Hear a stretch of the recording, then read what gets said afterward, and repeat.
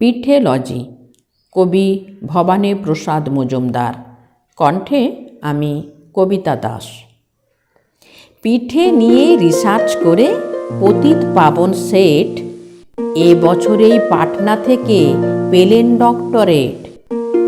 আজকে পিঠে ফোঁসকা কেন, দেহে কষ গর্ত?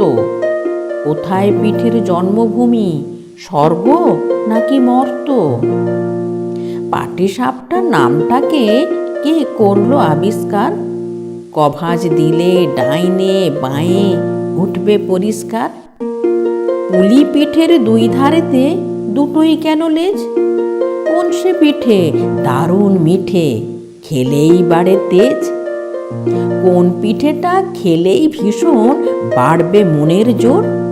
কোন সে পিঠে চিবিয়ে খেতে রাত হয়ে যায় ভোর?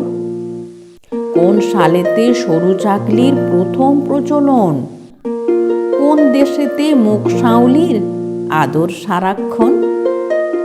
কোন সে জেলার গোকুল গ্রামের কোন বাড়িতে কবে গোকুল পিঠে সর্বপ্রথম জন্ম নিল ভবে? কষের দুধে কষ পুলি ফুটবে কত ঘণ্টা, হিসেব মতো মিলিয়ে নেবে তিথি এবং ঘণ্টা। পুর কিসে হয় পুলি পিঠের কিংবা পাটিসাপটার? পুরটা কখন পুষতে হবে, বিফোর নাকি আফটার? পৌষ পার্বণ উৎসবটার কোন সালেতে শুরু? সর্বপ্রথম বাউনি বাঁধেন বিখ্যাত কোন গুরু?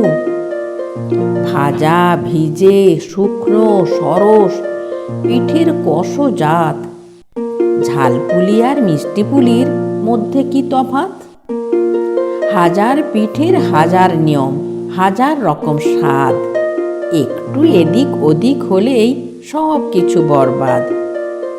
এমনি করেই তথ্য লিখে পতিত পাবন শেঠ বিশ্ববাসীর মুন্ডুগুলো করেই দিলেন হেঁট।